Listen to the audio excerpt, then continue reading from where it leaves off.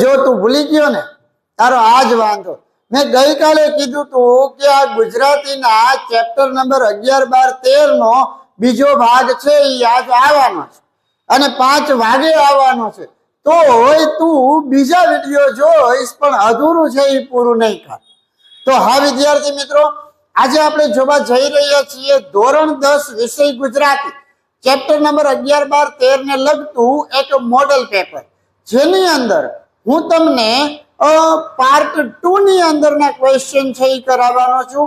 અને હા, આપણી ચેલેન્જનો આજે 41મો દિવસ છે અને 41મા દિવસની અંદર આજે આપણે જોઈએ છીએ લેક્ચર નંબર 41। એમાં મેં ગઈકાલે છેલ્લે તમને આ ક્વેશ્ચન નંબર 29 અને 30 છે એ સોલ્વ કરાવેલા। આજે આપણે 30 ક્વેશ્ચન થી આગળ વાત કરીએ। ક્વેશ્ચન નંબર 31 શું છે પ્રશ્ન કે કવિના પગ આગળ જવા માટે માંડ માંડ ઉપડે છે, આને સમજાવો। બહુ જ સરસ મજાનો ક્વેશ્ચન છે અને આ જે વિભાગ બી છે એ કવિતા આધારિત એટલે કે પદ્ય વિભાગ છે અને એની અંદર બહુ જ સારો એવો ક્વેશ્ચન એટલે કે કવિના પગ આગળ જવા માટે માંડ માંડ ઉપડે છે, સમજાવો। તો એની વાત કરીએ આપણે। એના પહેલા કોઈ પણ બાળક જો દોસ્ત ચેનલ ઉપર નવા હોય તો ચેનલને સબસ્ક્રાઇબ કરવાનું ભૂલતા નહીં। વિડીયોને તમારા મિત્ર સુધી અચૂક શેર કરજો અને લાઈવ પ્રૂફ સાથે બેટા લેક્ચર 1 થી લઈ અને 42 રોજથી રોજ આપણી ચેનલ ઉપર અપલોડ કરીએ છીએ અને રોજ સાંજે 5 વાગે એટલે આપણો લેક્ચર છે એ 100% અવેલેબલ હોય જ છે। એટલે નોટિફિકેશન છે અને ઓન કરીને રાખવી કે જેથી કરીને એક પણ લેક્ચર મિસ ના થાય। વાત કરીએ છીએ કે કવિના પગ છે એ આગળ જવા માટે માંડ માંડ ઉપડે છે, કારણ કે વર્ષો સુધી કવિ જે વતનની અંદર રહ્યા છે એ વતનનું વન, વતનના માણસો, ત્યાંના ડુંગર, નદી, કોતર, ખેતર, આ બધી વસ્તુઓથી લેખકને બહુ એટલે બહુ લગાવ થઈ જાય છે। એટલે હવે કવિને આ એનું વતન છોડી અને એને જવાની ઈચ્છા થતી નથી। પછી વતનના પરિવેશને તેઓ ભૂલી શકતા નથી, એની યાદો એના હૈયામાં વસી ગઈ છે। તેમ છતાંય વતન છોડવાનું છે એટલે ઘર બંધ કરીને પોતાના નિશ્ચિત સ્થાને જવા માટે પગ ઉપાડે છે, પણ એના પગ છે એને સાથ આપતા નથી। બહુ એટલે બહુ જ મસ્ત મજાનો ક્વેશ્ચન છે જે 2 માર્કની દ્રષ્ટિએ ખૂબ જ અગત્યનો છે કે કવિના પગ છે એ આગળ જવા માટે કેમ માંડ માંડ ઉપડે છે। કારણ કે કવિ છે વર્ષોથી જે જગ્યાએ રહ્યા છે એ જગ્યાએ એના વતનનું એને વન છે, વતનના માણસો છે, ત્યાંના ડુંગર, નદી, કોતર, ખેતર, આ જગ્યા સાથેની જે બધી જ વસ્તુઓ સાથે આ કવિને ખૂબ એટલે ખૂબ જ લગાવ છે। એટલે કવિને આ બધી જગ્યા સાથે એક અનોખી માયા બંધાઈ ગઈ છે, એટલે વતનના પરિવેશને પણ એ ભૂલી નથી શકતા અને એની યાદો છે એના હૈયામાં વસી ગઈ છે। તેમ છતાંય એને વતન છોડવાનું છે એટલે ઘર બંધ કરી અને એને જે નિશ્ચિત સ્થાને જવાનું છે એ જવા માટે આગળ તો વધે છે પણ એના પગ છે એને સાથ આપતા નથી। ત્યારબાદ એક બીજી વાત કરીએ, ક્વેશ્ચન નંબર 32 શિકારીને। આ શિકારીને કાવ્ય વાળો ક્વેશ્ચન છે એ બહુ જ કામનો છે વિદ્યાર્થીઓ કે શિકારીને કાવ્યનો ભાવાર્થ સમજાવો। શું છે ક્વેશ્ચન? શિકારીને કાવ્યનો ભાવાર્થ સમજાવો। તો કે કાવ્યના આરંભમાં એટલે કે કાવ્યની શરૂઆતમાં રહેવા દે આ શબ્દની પુનરુક્તિ દ્વારા યુવાન ઉકારીને પક્ષીનો સંહાર ન કરવા માટે વિનવણી કરે છે કે તમારું જે કાવ્ય છે શિકારીને, તો આ કાવ્યની શરૂઆતમાં જ એક ને એક શબ્દ 2 વાર આવે છે કે રહેવા દે આ સંહાર યુવાન તું રહેવા દે। એના ઉપરથી કીધું છે કે કાવ્યના આરંભે રહેવા દે આ શબ્દની પુનરુક્તિ દ્વારા એટલે એક ને એક શબ્દ 2 વાર બોલીને પક્ષીનો સંહાર, સંહાર એટલે પક્ષીનો વધ ન કરવા માટે શું કરે છે? વિનંતી કરે છે. આ વિનંતી જ એવું સૂચવે છે કે શિકાર કરવા જેવું ક્રૂર એટલે કે ખરાબ કર્મ છે એ એક પણ છે નહીં. એટલે અહીંયા શું વાત કરે છે કે આ શબ્દ જેવું તમને સૂચવે છે કે શિકાર કરવા જેવું ખરાબમાં ખરાબ કામ છે એ એક પણ છે નહીં. બધાયની અંદર પરમાત્મા એટલે કે ભગવાન રહેલો છે. પક્ષીનો સંહાર કરશો તો તમને માત્ર ને માત્ર એનું મૃત શરીર જ મળશે. શું કીધું છે કે જો તું આ પક્ષીને મારી નાખીશ તો તને માત્ર ને માત્ર આનું મૃત એટલે કે મરેલું શરીર જ મળશે. પક્ષીનો સંહાર એ પરમાત્માનો સંહાર બરાબર છે કે જો દરેક વ્યક્તિની અંદર પરમાત્મા એટલે ભગવાન વસ્તુ હોય તો આ પક્ષીની અંદર પણ ભગવાન છે. અને જો તું આ પક્ષીનો વધ કરસ મતલબ કોનો વધ કરસ? ભગવાનનો વધ કરસ. અને પરમાત્માએ સર્જેલી સૃષ્ટિની અંદર પંખી, ફૂલ, લતા, ઝરણા, વૃક્ષ દરેકે દરેકનું અલગ જ પ્રકૃતિ તત્વનું સૌંદર્ય ભરેલું છે કે ભગવાને આ આખે આખી જે સૃષ્ટિ બનાવી એ સૃષ્ટિની અંદર પંખીની જરૂર છે, ફૂલની જરૂર છે, લતા એટલે નાના નાના વેલાની જરૂર છે, વૃક્ષ, ઝરણા આ બધી જ વસ્તુઓ છે એની જરૂર છે. પછી સૌંદર્ય માણવું હોય તો એના માટે તમારે શું કરવું પડે? તો કે સૌંદર્ય દ્રષ્ટિ કેળવવી પડે. શું કરવી પડે? સૌંદર્ય દ્રષ્ટિ કેળવવી પડે. અને પરમાત્માએ સર્જેલી આ સૃષ્ટિની અંદર રહેલા સૌંદર્યને માણવાથી આપણા મનનો તાર છે એ કોની સાથે જોડાઈ જાય છે? પરમાત્મા એટલે કે ભગવાન સાથે જોડાઈ જાય છે. અને સૌંદર્યનું જતન કરવાથી, સૌંદર્યનો આદર કરવાથી આપણે પરમાત્માને મેળવીએ એટલો આપણને આનંદ થાય છે. અને પરમાત્માનું આ જે સુંદર સર્જન છે એમાં બધાય એકબીજાની સાથે હળી મળી અને સમભાવથી આ તો એના આનંદને અનેરો કરે છે. અને એમાંય વસુદેવ કુટુંબકમની ભાવના રહેલી છે. બહુ એટલે બહુ જ સરસ મજાનો ક્વેશ્ચન છે. માત્ર ને માત્ર આ કાવ્યની અંદર એવી શીખ આપવામાં આવે છે કે તું શિકાર કરવાનું રહેવા દે. અહીંયા પ્રકૃતિના દરેક તત્વ છે અને એ દરેક તત્વની અંદર પરમાત્મા રહેલો છે. જો તું આ બધા જ તત્વ સાથે તાલમેલ મેળવીશ અને એની ભેગે ભળી જાય તો તને પરમાત્માને મેળવવા જેટલો આનંદ થશે. અને આ બધી જ વસ્તુઓ બહુ જ જરૂરી છે. એટલા માટે આ સંહાર કરવાનું તું રહેવા દે. અને ખાસ યાદ રાખજો શિકારીને કાવ્ય છે એ કયા છંદની અંદર લખાયેલું છે? તો કે અનુષ્ટુપ છંદની અંદર. એટલે આ કાવ્યને લગતી કોઈ પણ પંક્તિ તમને પ્રશ્નમાં પૂછાય અને એવું કે આનો છંદ ઓળખાવો તો તમારે ખાસ લખી નાખવાનું અનુષ્ટુપ છંદ. એનાથી આગળ આપણે વાત કરીએ તો વતનથી વિદાય થતા કવિની વેદના તમારા શબ્દમાં વર્ણવો. કે કવિ છે એ વતનથી વિદાય લઈ રહ્યા છે ત્યારે એના મનની અંદર શું વેદના ઉદ્ભવે છે એ વસ્તુને આપણે લખવાની છે.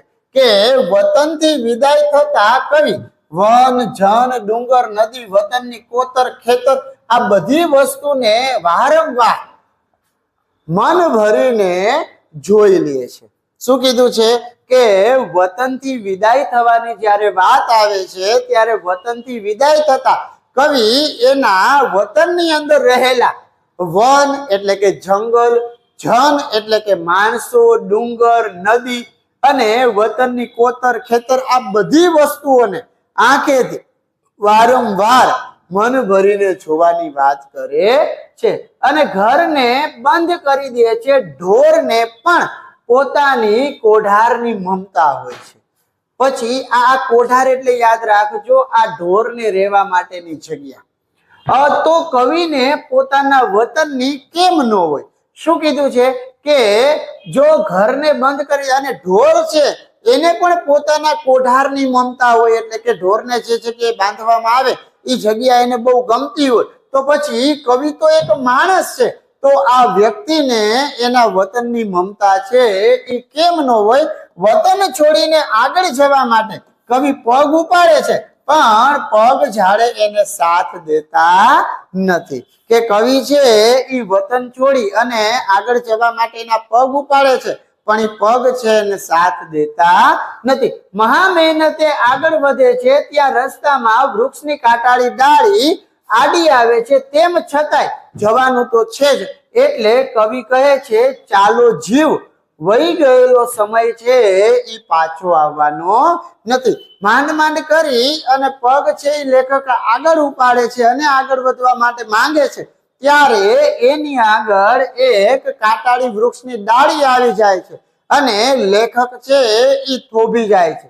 પછી વળી પાછું કહે છે કે ભાઈ ગમે એ પરિસ્થિતિ છે, આપણે નિશ્ચિત ધ્યેયથી કોઈ જગ્યાએ જવાનું છે તો પછી જવું તો પડશે જ, એમાં કઈ હાલશે નહીં. એટલે કીધું છે કે ચાલો જીવ, વહી ગયેલો સમય છે એ હવે પાછો આવવાનો નથી. ઉપરવાસ જવાનું જ છે એટલે આંખના આંસુને લૂછી નાખો, વીતેલા દિવસોની યાદનો ભારો માથે લઈ ગુલામની જેમ આગળ વધો. શું કીધું છે કે આપણે જે જગ્યાએ જવાનું છે એ જગ્યાએ જવાનું જ છે, એમાં કોઈ શંકા નથી. જો એના માટે આંખમાં આંસુ આવે છે તો એ આંસુને લૂછી અને વીતેલા દિવસોની યાદનો ભારો માથે લઈ અને ગુલામની જેમ શું કરો? આગળ વધો. જુઓ આ કૂતરો પણ વતનની સીમ સુધી જ સાથ આપશે. આની અંદરથી પણ એક વનમાર્ગ બને છે કે વતનની હદ પૂરી થતા કોને પાછા વહી જવાનું છે? તો કે શ્વાન એટલે કે કૂતરાને. ત્યાં તેમને આભાસ થાય છે કે દૂર જાણે રિશાળ બાળકને બે હાથ ઊંચા કરીને તેની બા એને બોલાવતી હતી. આમ કવિની આ ભ્રમણા જ એમની વેદનાને શું બને છે? એકદમ ગાઢ બનાવે છે. તો આ પણ એક સરસ મજાનો ક્વેશ્ચન છે. નેક્સ્ટ ત્યારબાદ થોડુંક ગ્રામર આવે છે અને તમને પરીક્ષાની અંદર ગ્રામરની અંદર જે ખૂબ અગત્યના પોઈન્ટ છે એની વાત કરીએ તો પેલા લખ્યું છે અહીંયા કિમિયો. તો આની સાચી જોડણી શું થાય? આ દીર્ઘઈ કી અને રસ્વઈ મી. પછી કીડિયારું, તો કીડિયારુમાં શું થશે? કી છે એ દીર્ઘઈ આવશે, ડી છે એ રસ્વઈ આવશે અને રૂની માથે શું આવશે? ટપકું. પછી સન્નિધિ, તો સન્નિધિ માટે શું આવશે? બંને રસ્વઈ આવી જશે. ખાસ યાદ રાખજો, કિમિયો એટલે કી દીર્ઘઈ મી રસ્વઈ, કીડિયારું તો કી દીર્ઘઈ ડી રસ્વઈ અને રૂની માથે ટપકું. પછી સન્નિધિ તો બંને શું આવશે? રસ્વઈ. આ વાત થઈ આપણે જોડણીની, અને જોડણી પછી તમને સમાસ ઓળખાવાની વાત છે. કેની વાત છે? સમાસ ઓળખાવાની. અને સમાસની અંદર વાત કરીએ તો ઉપરવાસ, તો આ ઉપરવાસ છે એ કેવો સમાસ થશે?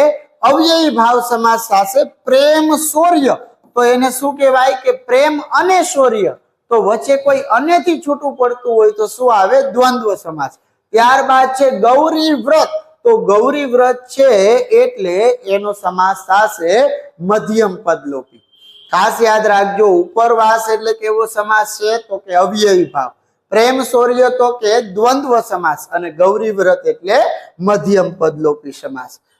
એનાથી આગળ આપણે જોઈએ તો આપણે અલંકાર ઓળખાવાની વાત છે. કેની વાત છે? અલંકાર ઓળખાવાની. તો કે આપણી બબલીની જ પગલી જાણે, તો આ કયો અલંકાર થશે? તો કે ઉત્પ્રેક્ષા અલંકાર થશે. કેવો થશે? ઉત્પ્રેક્ષા. આપણી બબલીની જ પગલી જાણે એટલે કેવો અલંકાર થશે? ઉત્પ્રેક્ષા. પછી ભાવાદ્ર બનીને એ તો નજરની પીછીને ધૂળ ઉપર પસવારી રહી હતી. તો એક આનો જવાબ લખતા ભૂલાઈ ગયો છે, કે જોઈ લેજો તમારી રીતે. ત્યારબાદ વેચાઈ ગયું ઢોર જેમ તલખે કોઢા, તો એની અંદર આવશે ઉપમા અલંકાર. કયો અલંકાર આવશે? ઉપમા. શું કીધું છે? આપણી બબલીની જ પગલી જાણે, તો એના માટે ઉત્પ્રેક્ષા. પછી ભાવાદ્ર બનીને એ તો નજરની પીછીને ધૂળ ઉપર પસવારી રહી હતી, એટલે આ જોજો આની અંદર શું આવે. એના પછી વેચાઈ ગયું ઢોર જેમ તલખે કોઢાર, તો આની અંદર કેવો અલંકાર આવશે? તો કે ઉપમા અલંકાર. એનાથી આગળ વાત કરીએ તો વિરોધી શબ્દ આવી જશે. થોડાક વિરોધી શબ્દની ચર્ચા કરીએ તો કઠોર, તો કઠોરને શું કહેવાય? કોમળ. ધરા એટલે પૃથ્વી, પૃથ્વી ધરા એટલે ધરતી, ધરતીનું વિરોધી આભ, આભ એટલે આકાશ. નિર્મળ તો શું થઈ જશે? મલિન. ખાસ યાદ રાખવાનું છે, કઠોર તો કોમળ, ધરા તો આભ અને નિર્મળ તો મલિન. એનાથી આગળ કર્મણી બનાવવાની આપણે વાત કરીએ તો પોલીસે ચોરને પકડ્યો. શું છે? પોલીસે ચોરને પકડ્યો. તો અહીંયા શું કરી નાખવાનું? પોલીસથી ચોર પકડાયો. ગાંધીજી અનુરાગી થયા, તો શું આવશે? ગાંધીજીથી અનુરાગી થવાયું. મેં ચોપડામાં જોયું, તો શું થશે? મારાથી ચોપડામાં જોવાયું. શું કીધું છે? કર્મણી વાક્ય બનાવવાના છે. પોલીસે ચોરને પકડ્યો, તો પોલીસથી ચોર પકડાયો. ગાંધીજી અનુરાગી થયા, ગાંધીજીથી અનુરાગી થવાયું. મેં ચોપડામાં જોયું, તો મારાથી ચોપડામાં જોવાયું. એના પછી આપણે વાત કરવાની છે કહેવતનો અર્થ લખો. તો અહીંયા તમને અલગ અલગ મેં 3 કહેવત આપી છે. 3 કહેવત કામની છે કે બાવાના બે બગડવા એટલે બંને બાજુની પરિસ્થિતિ બગડવી. શું કીધું છે? બાવાના બે બગડવા એટલે બંને બાજુએ પરિસ્થિતિ બગડવી. ત્યારબાદ આને હું વારે ઘડીએ કહેતો આવું છું, બોડી નેતા વળી કાહકી કેવી? તો કે જેની આગળ ખાવાનું નથી એવા ગરીબ પાસે સાધન ક્યાંથી? પછી બાંધી મોટી લાખની એટલે ઘરની વાત જ્યાં સુધી બહાર ન જાય ત્યાં સુધી આબરૂ સચવાય. શું કીધું છે? કે બાવાના બે બગડવા એટલે બંને બાજુની પરિસ્થિતિ બગડવી. પછી બોડી નેતા વળી કાહકી કેવી? એટલે જેની પાસે ખાવાનું ન હોય એ ગરીબ પાસે સાધન ક્યાંથી? પછી બાંધી મોટી લાખની એટલે ઘરની વાત બહાર ન જાય ત્યાં સુધી આબરૂ છે એ સચવાય. પછી આપણે વાત કરીએ ક્વેશ્ચન નંબર 52. શું કીધું છે? કે શબ્દ સમૂહ છે એ ઓળખાવાના છે. તો કે એક સાથે 100 વસ્તુને ભૂલ્યા વિના ક્રમમાં યાદ રાખવાની શક્તિ, આને કહેવાય સતાવધાની શક્તિ. શું કીધું છે? એક સાથે 100 શબ્દોને ભૂલ્યા વિના ક્રમમાં યાદ રાખવાની શક્તિ એટલે સતાવધાની શક્તિ. શું આવશે એનો જવાબ? સતાવધાની શક્તિ.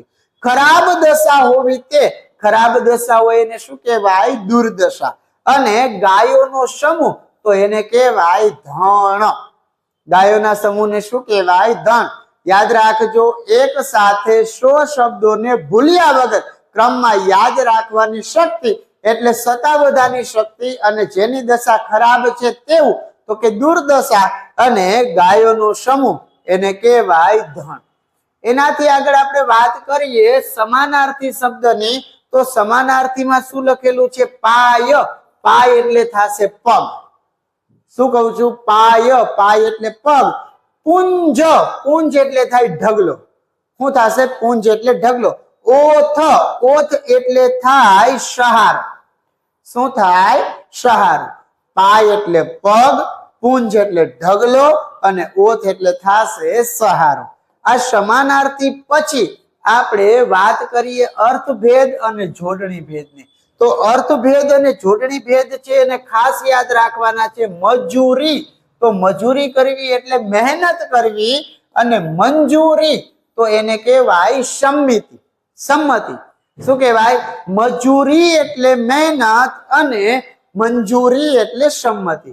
ત્યારબાદ કેસ, મીંડાવાળો સ હોય તો વાળ અને સગડીનો સ હોય તો મુકદમો.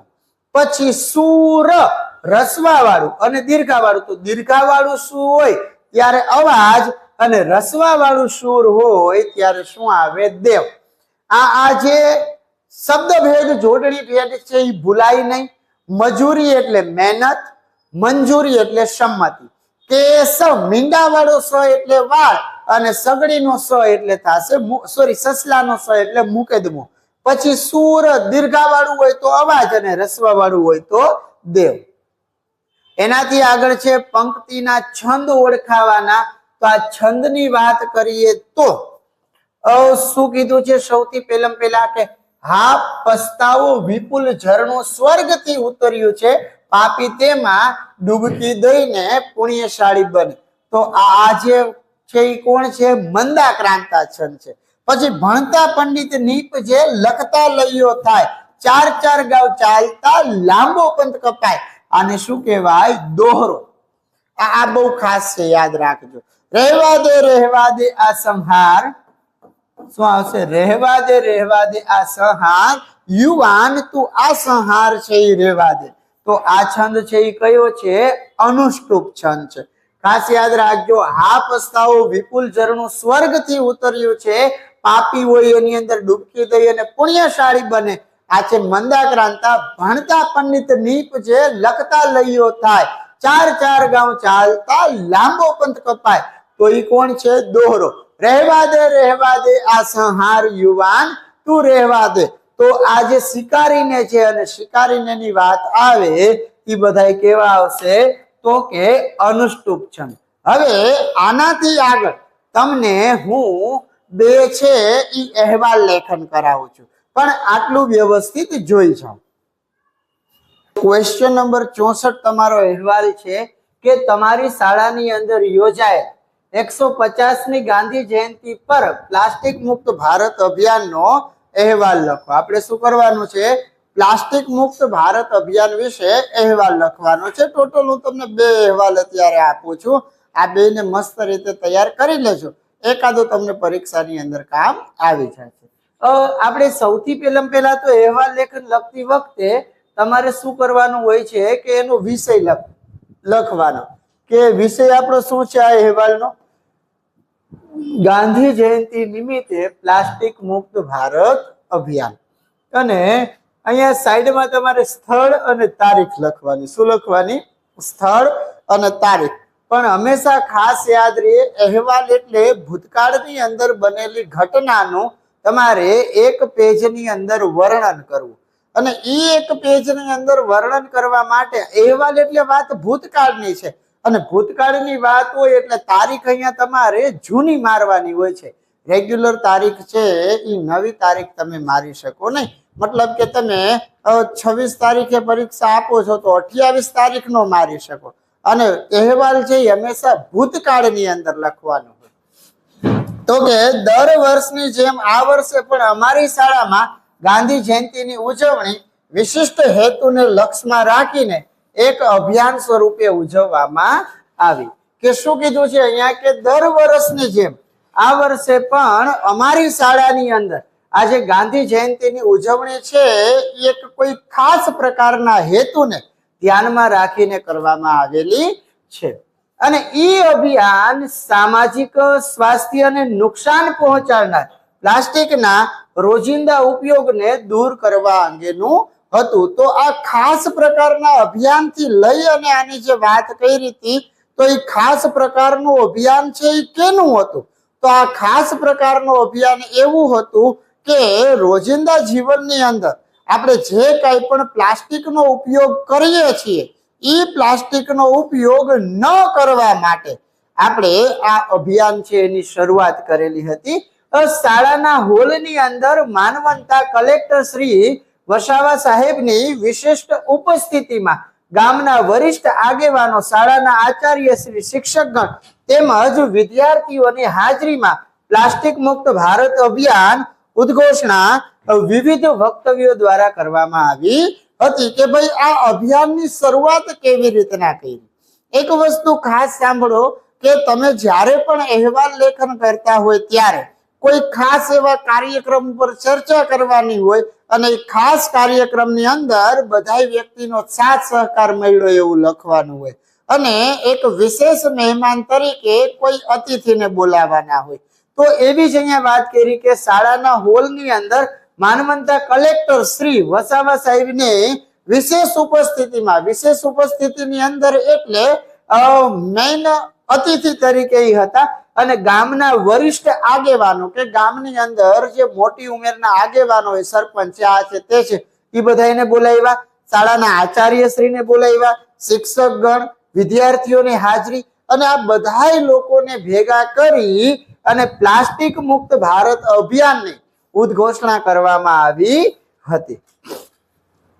ત્યારબાદ કલેક્ટર શ્રી વસાવા સાહેબે પછી આપણે જેને પણ મુખ્ય અતિથિ તરીકે બોલાવીએ છીએ એ લોકોને સ્પીચ માટે લખવાનું કે કલેક્ટર શ્રી વસાવા સાહેબે એમના અધ્યક્ષ શ્રીના પ્રવચનમાં જળ, વાયુ, અવાજ તેમજ અનેક વિવિધ પ્રદૂષણોમાં આજે વિશ્વભરની અંદર પ્લાસ્ટિક પ્રદૂષણે માથું ઉચક્યું છે કે ભાઈ અહીંયા કલેક્ટર જે છે એ કલેક્ટર સાહેબ પોતે એક વક્તવ્ય આપે છે અને ઈ વક્તવ્યની અંદર શું કહે છે કે ભાઈ અત્યારે આપણા દેશની અંદર ઘણા બધા પ્રદૂષણ છે અને ઈ પ્રદૂષણની અંદર જળ પ્રદૂષણ છે, વાયુ પ્રદૂષણ છે, અવાજ પ્રદૂષણ છે, આવા અનેક અલગ જાતના પ્રદૂષણની અંદર આજે વિશ્વભરની અંદર પ્લાસ્ટિકના પ્રદૂષણે માથું ઉચક્યું છે. એટલે કે પ્લાસ્ટિકનું પ્રદૂષણ પણ દિવસે ને દિવસે શું થતું જાય છે? વધતું જાય છે. પ્લાસ્ટિક જમીનની અંદર ઓગળતું નથી, એને બાળવામાં આવે તો એમાંથી ઉત્પન્ન થતો ઝેરી વાયુ પૃથ્વીના વાતાવરણને શું કરી નાખે છે? પ્રદૂષિત કરી નાખે છે. કે ભાઈ આ પ્લાસ્ટિક છે એ આપણને નુકસાનકારક કેમ છે?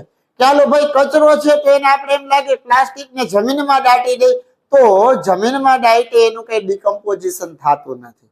બીજી વસ્તુ એમ થાય કે એને હળગાવી દે તો હળગાવી દીધે એના લીધે વાતાવરણની અંદર બીજું પ્રદૂષણ ફેલાય. એટલે આ પ્લાસ્ટિક છે એ બહુ એટલે બહુ જ હાનિકારક છે. એટલે એની અંદરથી ઝેરી વાયુ ઉત્પન્ન થાય ને એના લીધે આપણું વાતાવરણ છે એ કેવું થાય છે? પ્રદૂષિત થાય છે. દરેક જીવ માત્રનું સ્વાસ્થ્ય બગડે છે અને એના લીધે શું થાય કે પૃથ્વી ઉપર જે કોઈ પણ સજીવ છે એ દરેક વ્યક્તિનું સ્વાસ્થ્ય છે એ આના લીધે બગડે છે. પછી આચાર્યશ્રીએ કહ્યું કે ઘર વપરાશમાં તેમજ માર્કેટમાં પ્લાસ્ટિકનો ઉપયોગ વધ્યો છે અને ઘરનો કચરો પ્લાસ્ટિકની કોથળી ભરીમાં લોકો બજારમાં જાહેરમાં ફેંકે છે.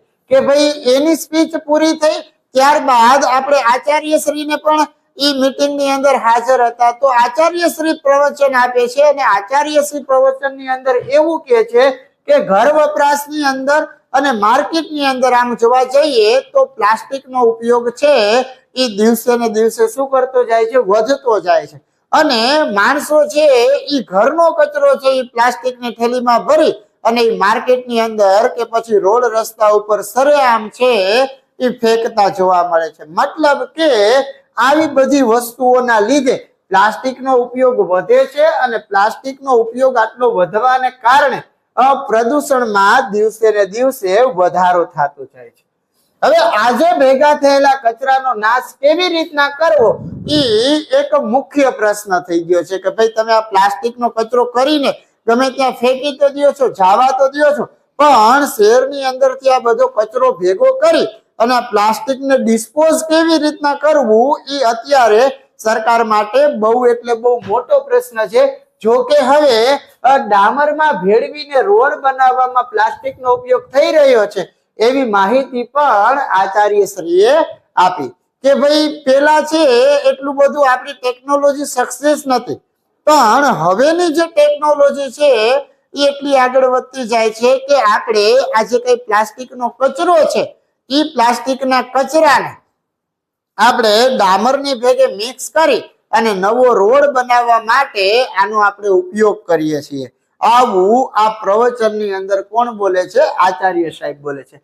જુદા જુદા વક્તાઓએ પોતપોતાના પ્રસંગોચિત વક્તવ્યો આપ્યા કે અલગ જે વક્તાઓ બોલવા માટે આવતા હતા બધાએ અનેક વસ્તુઓના ઉદાહરણ લઈ અને વક્તવ્ય આપ્યા અને બધાએ પ્લાસ્ટિકનો ઉપયોગ ન કરવાનો અને પ્લાસ્ટિક મુક્ત ભારત અભિયાનની અંદર પોતાનો ફાળો આપવાનો સંકલ્પ કર્યો કે ભાઈ તમે બધાય આ બધા વક્તવ્ય સાંભળી અને એટલી વસ્તુ મગજમાં ઉતારો કે પ્લાસ્ટિકનો ઉપયોગ શક્ય હોય ત્યાં સુધી ન કરવાનો અને બીજા કોઈ ઉપયોગ કરતા હોય તો એને અટકાવવા માટેના સૂચન આપ્યા. અને વિદ્યાર્થીઓએ ઘર તેમજ શાળામાં કે પછી સામાજિક ક્ષેત્રે પ્લાસ્ટિકનો ઉપયોગ ન કરવાનો સંકલ્પ લીધો અને આ સંકલ્પની સાથે દરેક વ્યક્તિઓ છે એ છૂટા પડ્યા. તો આ પણ એક સરસ મજાનો અહેવાલ લેખન છે. પણ અહેવાલ લેખન લખતી વખતે તમારે ઈ વસ્તુ છે એને ધ્યાનમાં રાખી અને એના વિશે તમારે ચર્ચા વિચારણા કરવાની હોય છે. બીજી એક વસ્તુ કે અહેવાલ લેખન તમે જ્યારે પણ લખો ત્યારે ભૂતકાળમાં લખવાનું. ભૂતકાળમાં લખવાનું મતલબ તમારી જે બનેલી જે ઘટના છે એ જ લખવાની અને એક પેજની અંદર જ લખવાનું. અહેવાલ લેખન કે 3-3, 4-4 પેજના ન હોય, 3-4 પેજના નિબંધ હોય અને બહુ સચોટ અને વ્યવસ્થિત માહિતી લખવાની. જેમ કે અત્યારે હું તમને જે કંઈ પણ સોલ્વ કરાવું છું પરીક્ષા માટે તો 2 અહેવાલ તમને આપું છું, તો આ 2 અહેવાલને પ્રોપર વેમાં પાકા કરી અને લખી નાખજો. પછી બીજો કોઈ આના સિવાયનો પૂછાય તો તમે એની ઉપર વિચારીને લખી શકો છો. પણ જે 2 વસ્તુ કન્ફર્મ છે કે આ 2 માંથી એક આવા જેવું જ છે તો જે આવી શકે એવું હોય એને તૈયાર કરજો. ઘણા બધા બાળકનો મનમાં એવો પ્રશ્ન હોય કે નિબંધ છે એમાં શું પાકું કરવાનું હોય, એ તો આપણી રીતે લખવાનું હોય. પણ તને જેટલા 8-10 ટોપિક વિશે આઈએમપી કીધું છે એ બધાના નિબંધ છે એ પાકા કર, પછી એટલું લખ ને બીજું ન પૂછાય તને એમાંથી તો તારી રીતે વિચારીને લખ. તો આ બધી વસ્તુઓમાં બાળકો બહુ એટલે બહુ જ થાપ ખાઈ જતા હોય છે. એટલે હું જે કાંઈ પણ અહેવાલ લેખન કરાવું, જે કાંઈ નિબંધ કહું એ બધી જ વસ્તુઓ સમજી તૈયાર કરી પાકી કરી અને પછી તમારી નોટબુકમાં લખી રાખવાની અને એક્ઝામ ટાઈમે એને રિવિઝન કરી અને જવાનું. એટલી વસ્તુ તો આવડી જ જવી જોઈએ. ત્યારબાદ છે કઈ વધારાની વસ્તુ તમે ઉમેરીને લખો એ તમારો પ્લસ પોઈન્ટ. આજના દિવસનો અને આ પેપરનો એક છેલ્લો અહેવાલ જોઈએ કે શિક્ષક દિનની ઉજવણી વિશે વાત કરવી છે. કેના વિશે વાત કરવી છે? શિક્ષક દિનની. અને આ જે અહેવાલ છે એ કેટલી તારીખે લખેલો છે તો કે 6 સપ્ટેમ્બર 2021 અને આ 5 સપ્ટેમ્બર છે ત્યારે શિક્ષક દિવસ હોય તો કોઈ 4 સપ્ટેમ્બરે આનો અહેવાલ નો લખી શકે. મતલબ અહેવાલની અંદર ઘટના કેવી આવે? ભૂતકાળની. તો કે સર્વોત્તમ શિક્ષક શ્રી ડોક્ટર સર્વપલ્લી રાધાકૃષ્ણના જન્મદિવસ નિમિત્તે 5 સપ્ટેમ્બરના દિવસે શિક્ષક દિન છે એને ઉજવવામાં આવે છે. કે ભાઈ એક સર્વોત્તમ શિક્ષક, બેસ્ટ શિક્ષક શ્રી ડોક્ટર સર્વપલ્લી રાધાકૃષ્ણના જન્મદિવસ નિમિત્તે 5 તારીખે 5 સપ્ટેમ્બરના દિવસને શિક્ષક દિન તરીકે ઉજવવામાં આવે છે. દર વર્ષની જેમ આ વર્ષે પણ અમારી શાળામાં આ શિક્ષક દિન છે એકદમ શાનદાર રીતે ઉજવવામાં આવ્યો હતો. કે દર વર્ષે અમારી શાળામાં જે રીતે શિક્ષક દિન ઉજવવામાં આવે છે એ રીતે આ વર્ષે પણ એકદમ ધમાકેદાર શિક્ષક દિન છે એ ઉજવવામાં આવેલો. અને આ દિવસે શાળાનું સમગ્ર સંચાલન અમારી શાળાના ધોરણ 9 થી 12 ના ખાસ પસંદ કરાયેલા 45 વિદ્યાર્થીઓએ કર્યું હતું. કે ભાઈ આ શિક્ષક દિન નિમિત્તે કર્યું શું? તો કે ધોરણ 9 થી 12 સુધીના વ્યક્તિઓ માટે શિક્ષક દિન રાખેલો હતો અને આની અંદરથી દરેકે દરેક વ્યક્તિએ અલગ અલગ પોતાને અનુકૂળ લાગે એવી વસ્તુમાં ફાળો લીધો અને ભાગ ભજવી અને 45 જેટલા વિદ્યાર્થીઓએ એક દિવસ પૂરતું આખી શાળાનું શું કર્યું હતું? સંચાલન કર્યું. ધોરણ 12 ના વિદ્યાર્થી રાહુલે આચાર્ય તરીકેની, 7 વિદ્યાર્થીઓએ પટાવાળા તરીકેની અને બાકીના વિદ્યાર્થીઓએ શિક્ષકની ફરજ બજાવી. શું કીધું કે તો આ 45 જણા છે એને કેવી રીતના હેન્ડલિંગ કર્યું? કે ધોરણ 12 નો એક વિદ્યાર્થી હતો, એ વિદ્યાર્થી રાહુલ, એ પોતે શું બન્યો? આચાર્ય. ત્યારબાદ 7 વિદ્યાર્થીઓ હતા એ કેવા બન્યા? તો કે પટાવાળા. અને બીજા જે કોઈ વિદ્યાર્થીઓ હતા એ દરેકે દરેક અલગ અલગ વિદ્યાર્થીઓએ અલગ અલગ શિક્ષક બની અને પોતાની ફરજ છે એ બજાવી. એક દિવસના ખાસ સમયપત્રકનું પૂર્વ આયોજન કરવામાં આવ્યું હતું. કે એ દિવસના કોઈ ખાસ ટાઈમ ટેબલનું અગાઉથી જ આયોજન કરવામાં આવેલું હતું. પછી પટાવાળા બનેલા વિદ્યાર્થીઓએ શું કીધું છે? કે પટ્ટાવાળા બનેલા વિદ્યાર્થીઓએ પોતાની જે કામગીરી છે એ સંભાળી લીધી હતી. તો પછી શિક્ષક બનેલા વિદ્યાર્થીઓએ પેન્ટ શર્ટ અને વિદ્યાર્થીઓએ પટ્ટાવાળા બનેલા વિદ્યાર્થીઓએ પોતાની કામગીરી સ્વીકારી લીધી હતી. તો પછી શિક્ષક બનેલા વિદ્યાર્થીઓએ પણ પોતાની કામગીરી છે એ વ્યવસ્થિત રીતે સ્વીકારી અને વિદ્યાર્થીઓએ પેન્ટ શર્ટ અને છોકરીઓએ સાડી પહેરી હતી. ઘંટમાં ઘંટ વાગતા પ્રાર્થના શરૂ થઈ ગઈ. પછી શિક્ષણ કાર્ય શરૂ થયું કે ભાઈ શાળાની શરૂઆતમાં સૌથી પહેલા બેલ વાગતાની સાથે પ્રાર્થના શરૂ થઈ અને આ પ્રાર્થના શરૂ થઈ ગયા પછી શિક્ષણ કાર્ય છે એની શરૂઆત થઈ. વિદ્યાર્થી શિક્ષકોએ વર્ગમાં જઈ આત્મવિશ્વાસ સાથે શિક્ષણ કાર્ય છે એ શરૂ કર્યું અને દરેક વર્ગના વિદ્યાર્થીઓએ તેમને પૂરેપૂરો સાથ સહકાર આપ્યો. પછી ગુજરાતીના શિક્ષક બનેલા વિદ્યાર્થીએ કવિતા ગવડાવી અને સૌને ખુશ કરી દીધા. તો પછી ગણિતના બનેલા વિદ્યાર્થી શિક્ષકે ગણિત શીખવવાની પદ્ધતિથી સૌને પ્રભાવિત કર્યા. ત્યારબાદ તમારે શું લખવાનું કે ભાઈ દરેક વ્યક્તિઓ છે એ પોતાના કામે આવી રીતના લાગી ગયા. બેલ વાગતાની સાથે પ્રાર્થના શરૂ થઈ ગઈ. પ્રાર્થના શરૂ થયા બાદ પેલો લેક્ચર છે એ ચાલુ કર્યો. પછી અલગ અલગ વિષયના શિક્ષકોએ અલગ અલગ વિષય છે એ ભણાવી અને દરેક બાળકોને રાજી કર્યા. એના પછીની જો આપણે વાત કરીએ, આ દિવસે 6-7 નું શિક્ષણ કાર્ય હતું. શું કીધું કે આ દિવસે 6 તાસનું એટલે કે 6 લેક્ચર નું શિક્ષણ કાર્ય હતું. પછી દરેક પ્રાર્થના ખંડની અંદર એકત્ર થયા કે દરેક વિદ્યાર્થીઓ પ્રાર્થના ખંડમાં ભેગા થયા. અહીં ઉપસ્થિત શાળાના આચાર્ય શ્રી, ટ્રસ્ટી, જિલ્લા શિક્ષણ અધિકારી વિદ્યાર્થીઓને શિક્ષક અને શિસ્તનું મહત્વ સમજાવ્યું.